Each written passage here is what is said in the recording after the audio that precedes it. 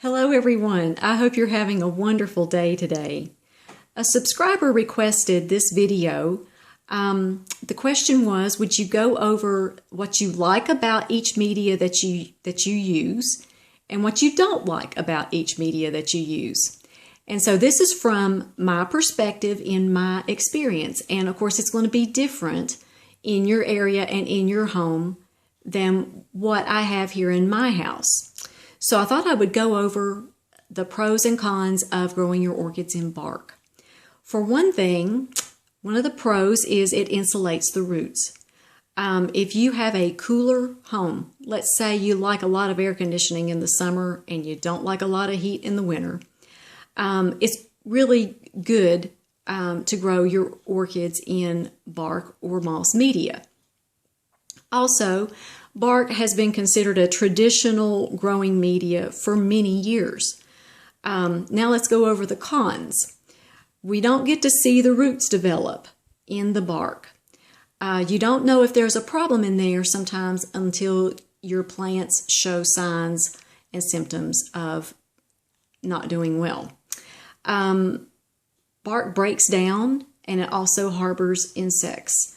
I had wood mites for years. Could not get rid of them. For me, finding pots in my area is very difficult. I have to order my orchid pots, and sometimes I don't get what I think that I'm ordering. So that causes a problem. It takes me a long time for the orchid to reestablish in bark. I don't know why, but it does. And my ratio of survival after repotting in bark is not good. It's just, I consider it too much of a risk. So those are the pros and cons in bark from my perspective. And here's my beautiful Cattleya that I grow in New Zealand Sphangum moss, and that's the type of moss that I would suggest you buy when you use it to repot your orchids in. The pros, it does insulate the roots. If you have a cooler area, a cool house, moss is a good media for you to grow in.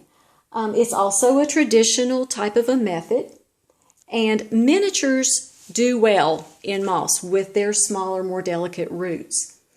The cons for moss: you will need to repot your orchids every year when you grow in regular orchid grade moss. Mine is in New Zealand Sphangum moss, and this is green and very beautiful. It's live. So this has sprouted, and so what I do with this one is I just add moss when I repot this. But if you have just regular brown moss, you're going to need to repot those every single year. When you buy a new orchid in Sphangum moss, make sure that you unpack some of the moss. It can suffocate the roots if it's packed in there too tightly. And now I'm going to go over the pros and cons of water culture. One of the best things is that you get to see your roots grow and you get to see how they're doing every single day. Water culture is very good for humid climates, and you don't have any media breaking down. You don't have to buy media and pots.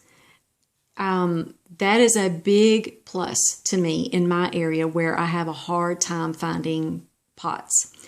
For me, it drastically reduces insects, which is just a game changer for me. On the flip side, the cons: it doesn't work in dry, arid climates. Also, if you have a home, like I said, where you really like it cooler, what I'm saying there is like below 68 degrees Fahrenheit or 20 degrees Celsius. It might be too cool in your home to grow them in water culture. This is considered an experimental method.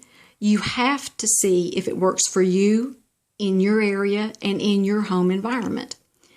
Growers are still learning about it, so there's really no set rules, and you really have to keep an eye on your plants.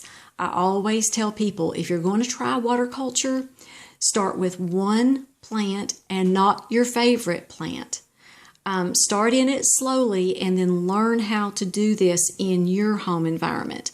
Plus, every single orchid is different. They react differently to water culture. The ones that you see here, one of them just responded immediately. The other one, it took a while. So you have to be really, really patient, and you have to check on your roots often. So I hope that helps you, and I hope you all just have a wonderful day and be highly favored, deeply loved, and greatly blessed. And we'll see you next time.